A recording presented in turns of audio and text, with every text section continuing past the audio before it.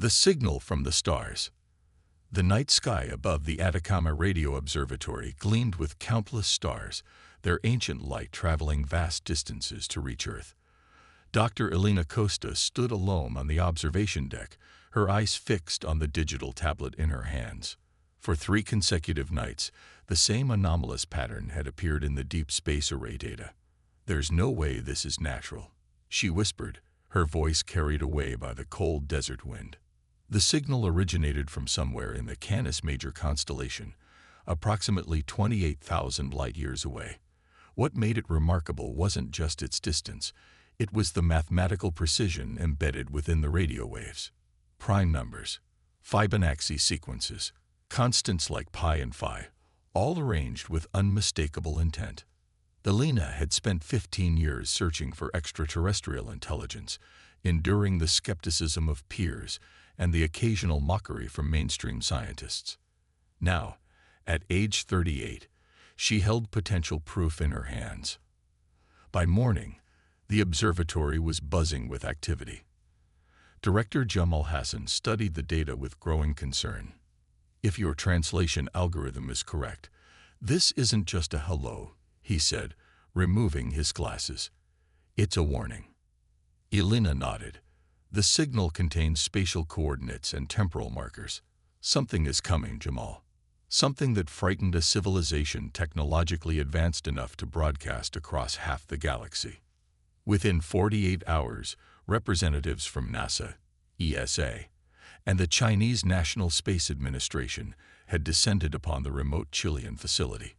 Elena found herself presenting her findings to a room full of scientists, military personnel, and government officials. "Based on our analysis, the signal describes a predatory species, nomadic, hive-minded, and expansionist," she explained, projecting a star chart on the wall screen. "They harvest resources from inhabited worlds and have already destroyed several civilizations." The message was sent by a coalition of species trying to warn others in their path. "And how long do we have?" asked General Diana Reeves, the U.S. Space Force representative. "The calculations suggest 17 months before they reach our solar system." The room erupted in overlapping voices, arguments about verification, about potential hoaxes, about the impossibility of preparing for such a threat. Through the chaos, Elena noticed an elderly Asian man sitting silently in the corner, studying her with penetrating eyes. Unlike the others, he wore no identification badge. Later that evening, as Elena returned to her quarters, she found the mysterious man waiting outside her door. "Dr. Costa," he said with a slight bow. "My name is Hiroshi Tanaka. I represent an organization that has existed for thousands of years, preparing for exactly this moment." Elena's skepticism must have shown on her face, because the old man smiled gently. "You've always felt different, haven't you? Dreams of flying among the stars. A strange birthmark on your right shoulder blade that resembles 3 interconnected circles." Elena stepped back, instinctively touching her shoulder through her shirt. The birthmark had been with her since birth, a perfect geometric pattern that doctors had never been able to explain. "How could you possibly know that?" "Because you are one of the marked ones," Tanaka replied. "And humanity needs you now more than ever." The following morning, Elena found herself aboard a private hypersonic jet bound for Mongolia. Tanaka explained that beneath the Altai Mountains lay a facility that predated known human history, a bunker sealed away for over 12,000 years. "Our ancestors weren't always primitive," Tanaka said as their transport sped across the Asian continent. "There was a time when humans possessed technology far beyond our current understanding. They faced threats from beyond the stars and created weapons to defend Earth." "That's impossible," Elena objected. "We would have found archaeological evidence." "Not if they deliberately buried it, erasing all traces to prevent misuse," Tanaka countered. "They knew humanity wasn't ready, that we needed to evolve naturally, develop our own sciences, but they left safeguards and caretakers to maintain them." The Mongolian landscape beneath them was vast and empty, rolling hills and grasslands stretching to the horizon. The aircraft began descending toward what appeared to be an ordinary mountainside. As they approached, a section of rock face shimmered and disappeared, a holographic disguise concealing a massive hangar entrance. Inside the mountain, they transferred to a maglev train that plunged deep underground. Alina's ears popped as they descended kilometers below the surface. The tunnel walls transitioned from rough-hewn rock to a perfectly smooth, silvery material unlike any metal Alina had ever seen. "This isn't possible," she breathed, touching the cool surface. "Modern engineering couldn't create this." "It isn't modern," Tanaka replied. "Carbon dating places the construction at approximately 12,500 years ago." The train slowed to a stop before an enormous circular door bearing intricate symbols. Tanaka placed his palm against a crystalline panel, and the massive door began to slide open with barely a sound despite its apparent weight. "Welcome to Sanctuary 1, he said, "one of 7 facilities built by our ancestors around the world." The chamber beyond was vast, at least a kilometer across and nearly as high. Suspended in massive containment pods were humanoid figures, each standing over 20 meters tall. They weren't machines in the conventional sense, nor were they biological. They appeared to be something in between, biomechanical entities with metallic skin that shimmed with an inner light. "The Titans," Tanaka said reverently. 12 guardian warriors created to defend Earth against cosmic threats. Alina approached the nearest pod, drawn by some inexplicable connection. The Titan within was female in form, its armored body adorned with patterns reminiscent of flowing water. As Alina drew closer, the Titan's eyes opened, glowing orbs that fixed directly on her.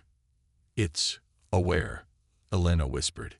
"Each Titan was designed to pair with a specific genetic lineage," Tanaka explained. "Throughout human history, these bloodlines have been preserved and protected. The marked ones carried the genetic key to activate and pilot the Titans. You're saying these things have been waiting for over 12,000 years, just waiting for a threat to appear?" "Yes," Tanaka nodded. "And they're not the only technology that was sealed away. There are weapons, shields, and propulsion systems that could revolutionize our understanding of physics. Our ancestors left us everything we would need when the time was right." Over the next several days, similar reports emerged from around the world.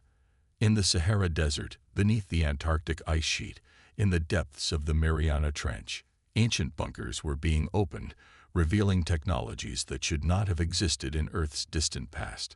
As global panic spread regarding the approaching alien threat, a secret UN Security Council meeting was convened. Representatives from the world's governments gathered to witness something unprecedented: the public reveal of the Order of Guardians, Tanaka's organization that had protected humanity's secret legacy for millennia. "We need to find all the marked ones," Tanaka addressed the assembly. 12 individuals scattered across the world who can activate the Titans. Dr. Costa is one. 11 more must be located before the enemy arrives. "And what makes you think these ancient weapons will be effective against an advanced alien species?" demanded the Russian delegate. Tanaka smiled thinly. "Because they've worked before. This isn't humanity's first encounter with this enemy. It's just the first one we remember."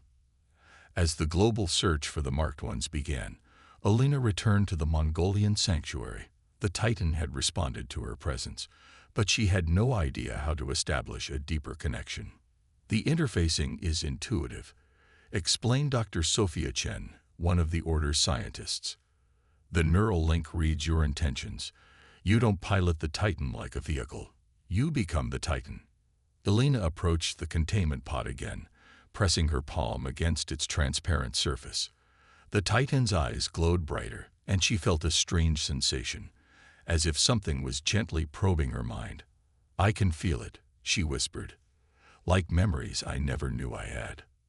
The pod's surface liquefied beneath her hand, allowing her to push through as if dipping into water. The fluid enveloped her arm with a warm, tingling sensation. Rather than feeling afraid, Alina experienced a profound sense of familiarity, of coming home. She stepped fully into the pod, the liquid engulfing her body. Instead of drowning, she found herself breathing normally as the neural link established itself. Knowledge flooded her consciousness. Combat techniques, weapons systems, flight capabilities. The Titan wasn't just a machine. It was a legacy of human ingenuity preserved through the ages. As Elena's consciousness merged with the Titan, the massive figure's eyes glowed brighter. Throughout the enormous chamber, lights activated along the floor and walls. Systems dormant for millennia hummed to life. The first Titan was awake. 11 more would follow. Humanity's ancient guardians were stirring from their long slumber, preparing once more to defend Earth against the darkness between the stars. Awakening the Guardians. The global search for the Marked Ones progressed with increasing urgency. The Order of Guardians deployed teams to 6 continents, following genetic markers and ancestral records preserved through millennia. In Lagos, Nigeria, they found Adebayo Okafor, a brilliant structural engineer whose dreams of massive architectural projects had made him one of Africa's most innovative builders. His birthmark, 3 interconnected circles on his left forearm, had always been a source of curiosity. In Rio de Janeiro, Isabella Vargas was completing her final year of medical school when the Order located her. The 17-year-old medical prodigy had always felt drawn to the study of human enhancement. Jamyang Tenzin was discovered in a remote monastery in Tibet, where the monks had protected his bloodline for centuries, knowing his destiny, but not when it would manifest.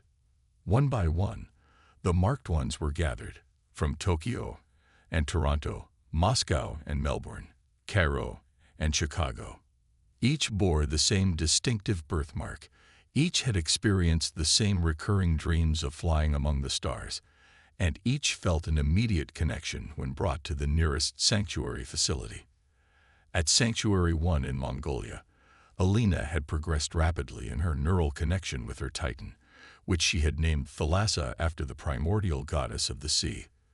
The 20-meter biomechanical entity responded to her thoughts with increasing precision, mimicking her movements with fluid grace. The neural link strengthens with each synchronization, explained Dr. Chen as she monitored Elena's brainwave patterns. Your consciousness and the Titan's systems are becoming more integrated.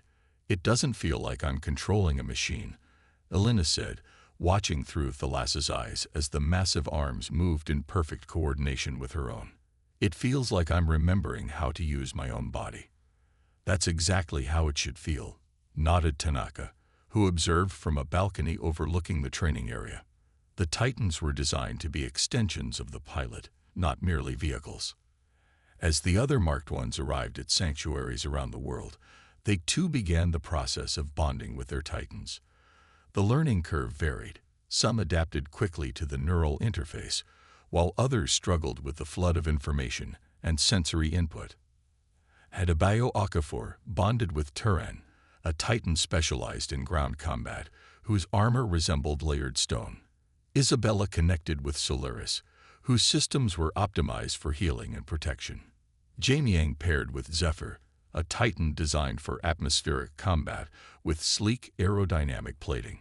Each Titan possessed unique capabilities while sharing core systems, advanced propulsion, energy shields, and adaptive weaponry that could generate projectiles from ambient energy. Their bodies were composed of a material the Order called living metal, a self-repairing alloy with properties that defied modern metallurgical understanding. 3 months after Elena's discovery of the alien signal, all 12 Marked Ones had been located and paired with their respective Titans. Training continued around the clock, with the pilots learning to work as a coordinated unit. Meanwhile, Earth's governments collaborated on a unified defense strategy, pooling resources and setting aside long-standing conflicts in the face of an existential threat. The heralds will arrive first, Tanaka explained during a global security briefing. Scout ships that analyze potential harvest worlds. If we can repel them, we might convince the main hive to bypass our system entirely. And if we can't? Asked General Reeves. Then the harvesters will follow. Massive ships designed to strip planets of resources, including all organic life. Elena and the other Titan pilots observed the briefing remotely from their respective sanctuaries. Though separated by thousands of kilometers, their neural links allowed a form of telepathic communication. They could share thoughts and sensations as if sitting in the same room. "We're not ready," thought Jamiang, his concern rippling through their shared consciousness. "Maybe not," replied Adavio, "but our ancestors faced them before and survived. We carry their legacy. And we have advantages they didn't," added Isabella.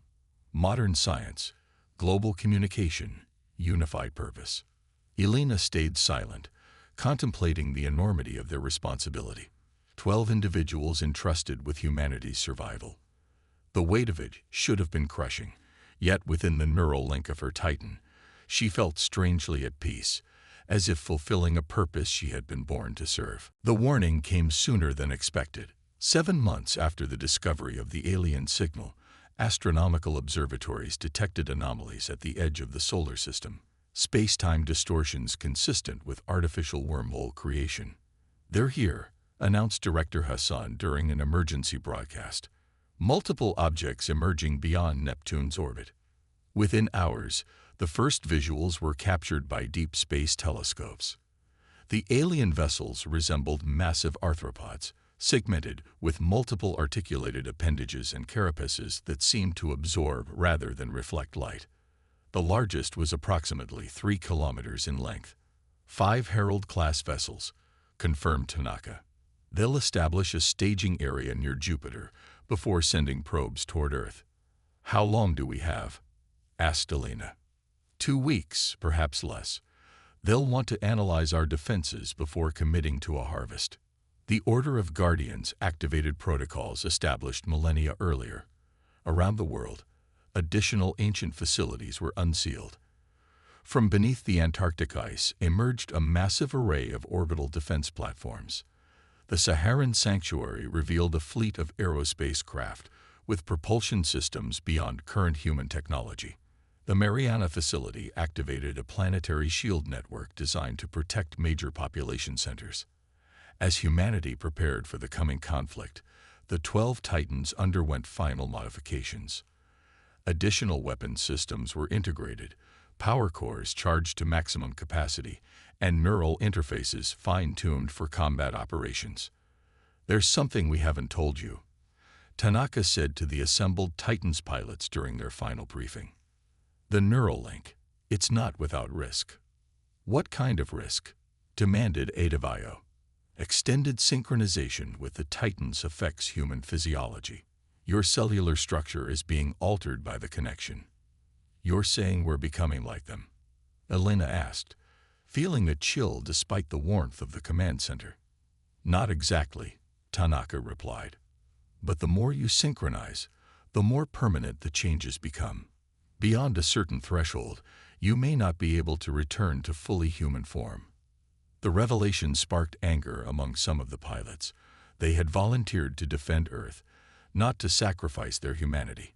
Others accepted the news with stoic resolve. The price of salvation seldom came cheaply. "You should have told us sooner," Elena said, "but it doesn't change what needs to be done." 10 days later, the Herald ships entered Jupiter's orbit, establishing positions around the gas giant's moons. As predicted, smaller craft detached from the larger vessels, probe ships heading toward the inner solar system. "They'll reach Mars in approximately 36 hours, reported General Reeves. "That's our optimal interception point, far enough from Earth that if we fail, we'll have time for a secondary defense." The 12 Titans were transported to specialized launch facilities. Elena, now fully synchronized with Thalassa, stood within a massive launching bay carved into the Mongolian mountainside. The neural link hummed with the thoughts and emotions of her fellow pilots. Determination mingled with fear, confidence with uncertainty. "Titans, prepare for deployment," came the order from Unified Command. "Operation Bulwark is now active." The launch bay doors parted, revealing the night sky above. Thalassa's propulsion systems engaged, lifting the massive biomechanical entity from the ground. Elena felt the rush of acceleration, as if it were her own body rising into the atmosphere. Across the globe, 11 other Titans ascended, from the Sahara and Siberia, from Antarctica and the Amazon basin. They converged in low Earth orbit, forming a phalanx of gleaming sentinels, humanity's first and perhaps last line of defense. All Titans report status.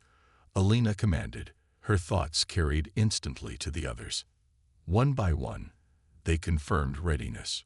12 ancient guardians awakened from millennial slumber, 12 humans bound to machines that transcended current understanding. Behind them, Earth glowed blue and green against the darkness of space, billions of lives depending on their success. Interception course plotted, announced Jamiang through their shared consciousness. Mars orbit in 30 hours. The Titans accelerated, their propulsion systems creating controlled fusion reactions that propelled them toward the red planet at speeds no human craft could match. As they departed Earth's orbit, Alina cast a final glance at her home world. "We're coming back," she promised, though she wasn't entirely sure if it was a promise she could keep. The journey to Mars was spent in preparation. The pilots synchronized combat protocols, ran simulations of possible enemy tactics, and finalized their approach strategy. The alien probes had been tracked continuously since their departure from Jupiter. 5 vessels, each approximately 200 meters in length. "Remember your training," Adebayo advised through the neural link. "We engage as units of 3, focusing fire on one target at a time." "What if they don't engage?" asked Isabella. "What if they retreat to warn the main fleet?" "Then we pursue and neutralize," Alina replied. "We can't afford to let them report Earth's defenses." As they approached Mars orbit, the alien vessels altered course, not retreating, but spreading out in an obvious attack formation. They had detected the approaching Titans. "They're scanning us," reported Jamiang, "analyzing our capabilities." "Let them look," Alina responded. "They haven't seen anything yet." The first exchange occurred at a distance of 10,000 kilometers. The lead alien vessel fired a series of energy projectiles, plasma bolts that streaked across the void toward the Titans. Energy shields flared to life around the biomechanical guardians, absorbing the impacts. "Shields holding at 92%, reported Isabella. "Their weapons are powerful, but not overwhelming." "Engage as planned," ordered Alina. "Teams 1 and 2, flanking maneuvers. Team 3, with me, direct approach." The Titans split into their predetermined groups. Alina, Jamiang, and Isabella accelerated directly toward the enemy formation, while the others executed wide arcs to attack from multiple vectors. The alien vessels responded with surprising agility, shifting position to maintain their defensive formation. Additional weapons fired, not just energy projectiles, but also swarms of smaller autonomous drones that streaked toward the approaching Titans. "Intercept the drones," Alina commanded. "Don't let them attach to your armor." Thalassa's arm transformed, the living metal reconfiguring into a wide dispersal energy cannon. Alina targeted the approaching swarm and fired, a pulse of blue energy that expanded outward, disintegrating dozens of the mechanical parasites. The battle intensified as the Titans closed distance with the alien vessels. The space around Mars became illuminated with weapon discharges and explosion flares as the first true combat between humanity and the cosmic harvesters began. One of the Herald ships managed to land a direct hit on Terran. Adebayo's pain echoed through the neural link as his Titan's shoulder armor was partially melted by the energy impact. "I'm still operational," he assured the others, directing Terran to return fire. The Titan's chest plate reconfigured, revealing an embedded weapon that launched a spear-like projectile of concentrated energy. The projectile penetrated the Herald ship's outer hull, causing cascading explosions along its segmented body. "They're vulnerable at the segment junctions," Adebayo reported. "Target those areas." The Titans adjusted their attack strategy, focusing fire on the weak points of the alien vessels. 2 Herald ships were quickly disabled, their systems failing as critical components were destroyed. The remaining 3 attempted evasive maneuvers, trying to create distance for escape. "Don't let them retreat," Alina ordered. No survivors. The Titans pursued relentlessly. Zephyr, piloted by Jamyang, demonstrated exceptional speed, overtaking one of the fleeing vessels and physically grappling with it. The Titan's hands penetrated the alien hull, tearing into internal systems and rendering the ship inoperable. The fourth vessel succumbed to combined attacks from Isabella's Solaris and two supporting Titans. The final Herald ship, realizing defeat was inevitable, initiated a self-destruct sequence, a last attempt to damage the Earth defenders. "Shields to maximum," Alina commanded as the alien vessel's power core went critical. The explosion created a blinding flash visible from Earth's observatories. When the energy dissipated, all 12 Titans remained functional, though several had sustained moderate damage to their outer armor layers. "All targets neutralized," reported HFY. First engagement successful. A wave of triumph surged through the neural link, shared enthusiasm tempered by the knowledge that this was merely the opening skirmish. The main harvester fleet would eventually notice their heralds had failed to return. "Return to Earth for repairs and debriefing," came the order from Unified Command. And, well done. As the Titans turned back toward their home planet, Alina felt Thalassa's systems beginning automatic repairs, the living metal reforming damaged sections. Through the neural link, she sensed similar processes occurring in the other Titans. "They'll send more," Jamyang stated what they all knew. "And we'll be ready," Alina replied. This was just the beginning. Humanity had won its first battle against the cosmic threat, but the war had only just begun. The 12 pilots, now more closely bonded to their Titans and to each other, set course for Earth, forever changed by their baptism in combat, but resolute in their determination to protect their world. Humanity's stand. The destruction of the Herald ships bought Earth precious time. 3 months of feverish preparation before long-range telescopes detected the approaching harvester fleet. Unlike the scout vessels, these were planet killers.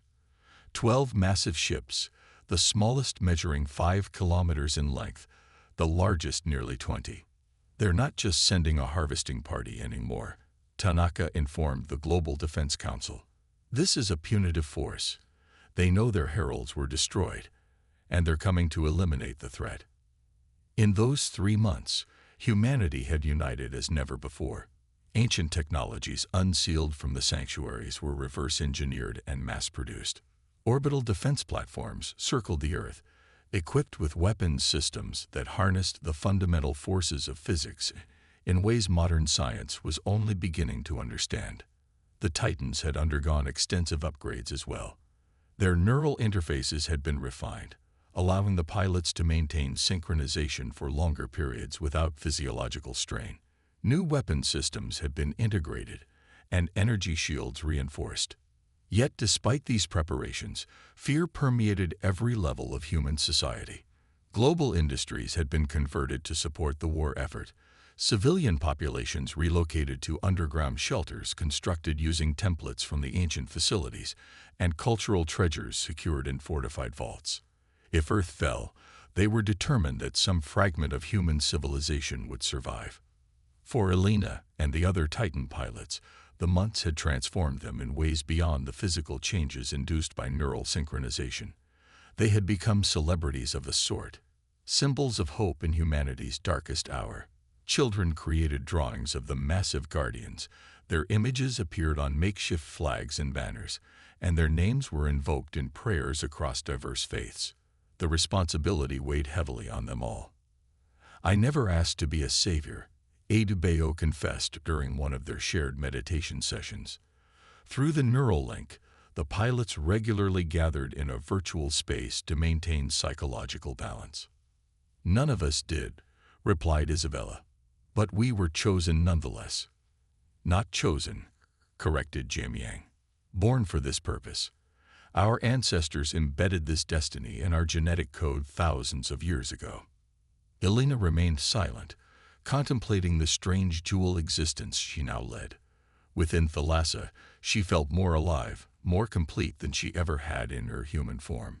Yet she also mourned the normal life she would never return to: scientific research, quiet evenings beneath the stars, perhaps someday a family. The neural synchronization had progressed beyond the point of full reversal. She and the others were becoming hybrids, neither fully human nor fully Titan. 2 weeks before the Harvester fleet's projected arrival, they made an unexpected discovery. In the deepest level of Sanctuary 7, beneath the Amazon rainforest, researchers uncovered a sealed chamber containing detailed records of the previous conflict with the cosmic harvesters. "They've been here before," Elena reported during an emergency council meeting. "Not just once, but 3 times over Earth's history. Each time, humanity drove them back, but at tremendous cost. After the third invasion, our ancestors decided to seal away the advanced technology to allow civilization to recover and evolve naturally." "Why would they do that?" demanded the Chinese representative. "Why not maintain their technological advantage?" "Because the technology was changing them," Elena explained, "just as it's changing us. They feared becoming something other than human, a separate species that might eventually view baseline humans as inferior." The revelation sparked heated debate about the ethics of using the ancient technology.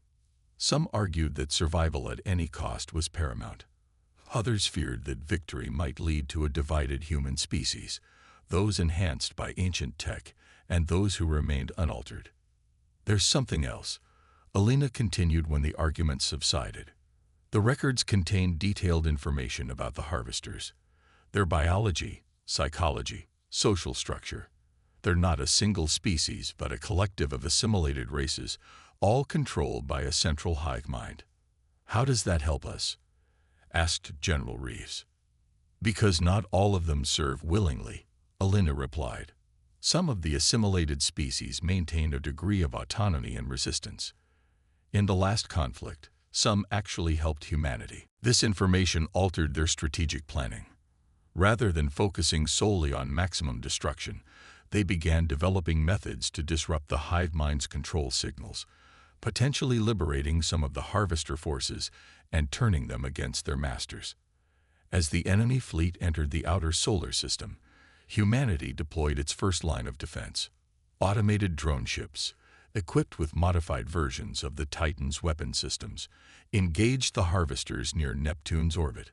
Though ultimately destroyed, the drones managed to damage 2 of the smaller vessels and collected valuable data on harvester combat tactics.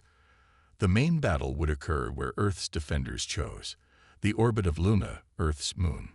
Here, the combined firepower of the orbital platforms, the planet-based weapons, and the Titans would be brought to bear in a coordinated assault. 3 days before the projected engagement, Elena addressed her fellow pilots from within Thalassa's neural interface. Their consciousness merged in the shared virtual space they had created, a simulated mountaintop under a star-filled sky. "I've reviewed the historical records," she began.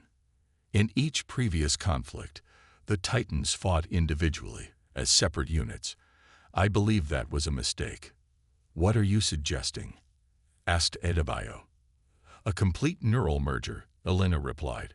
"Not just sharing thoughts, but combining our consciousness into a single entity, 12 minds operating as one, controlling all Titans simultaneously." The proposal was met with stunned silence. Such a merger had never been attempted, not even by their ancestors. The risks were enormous. Potential loss of individual identity, psychological trauma, even permanent neural damage. "If we fail," Elena continued, "humanity falls. I believe this gives us the best chance of success." One by one, the other pilots considered the proposal. Through their shared link, each could sense the other's fears and doubts, but also their determination. Gradually, consensus formed. "We do this together," Jiamyang declared, "as one."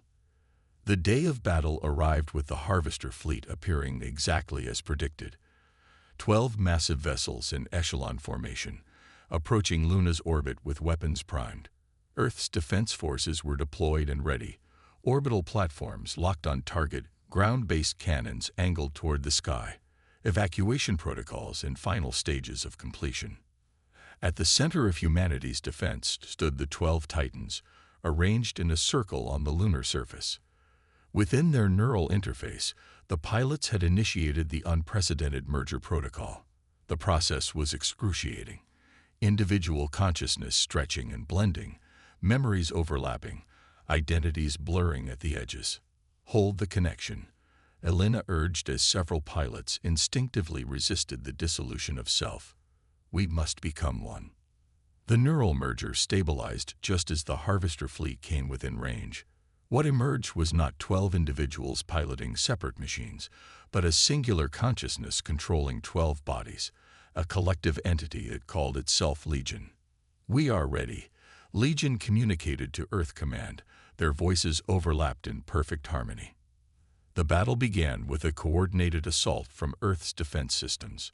Thousands of energy projectiles streaked toward the approaching fleet, impacting against advanced shields similar to those protecting the Titans. The Harvesters returned fire, devastating beams that carved lunar craters and destroyed several orbital platforms in the opening exchange.